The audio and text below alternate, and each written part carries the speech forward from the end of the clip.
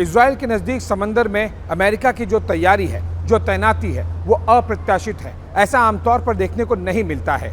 Israel की मदद के लिए अमेरिका ने जो 2 विशाल युद्धपोत भेजे हैं, उसमें 12,000 से ज़्यादा अमेरिकी सैनिक तैनात हैं। भूमध्य सागर में 2 युद्धपोतों के साथ अमेरिका की जो सैन्य तैयारी है वो कोई मामूली नहीं है। 2 विशाल युद्धपोतों पर कई लड़ाकू विमान तो है ही, साथ ही मिसाइलों का सर्वनाश करने वाले विध्वंसक भी हैं। ऐसे में सवाल यह है कि इजराइल हमास जंग में आखिर अमेरिका क्या करना चाह रहा है? क्या अमेरिका खुद सैन्य ऑपरेशन की प्लानिंग कर रहा है? इसके कुछ संकेत तो अमेरिकी राष्ट्रपति जो बाइडेन एक दिन पहले ही टेल अवीव में दे चुके हैं। We've seen it described as Israel's 9/11.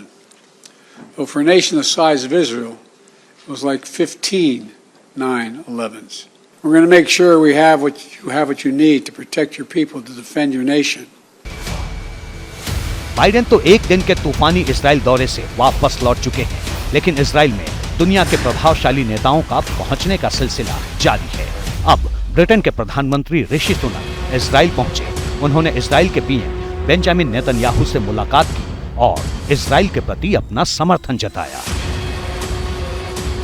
I'm pleased to be here in Israel at this important time. Above all, I'm here to express my solidarity with the Israeli people. You have suffered an unspeakable, horrific act of terrorism, and I want you to know that the United Kingdom and I stand with you. तो एक तरफ Israel की धरती पर दुनिया के बड़े नेताओं का आना जाना लगा हुआ है, वहीं इजराइल भी गाजा पट्टी और लेबनान वाली साइड में धुआंधार बमबारी जारी रखे हुए है।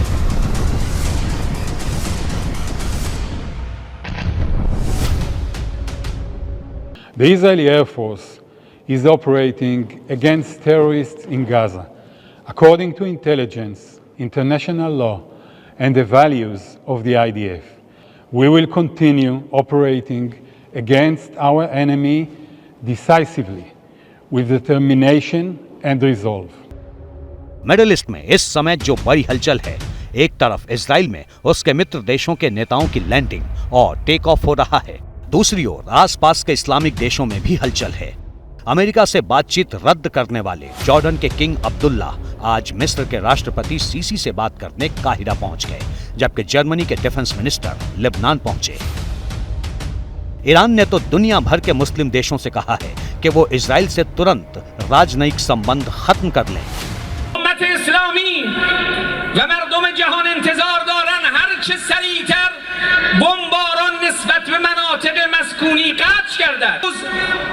उम्मत इस्लामी व मर्दम दुनिया इंतजार दारند آن हर चे सरीतर از بین رفتن भूमध्य सागर में अमेरिकी बेड़ों की तैनाती की एक बड़ी वजह ईरान भी माना जा रहा है।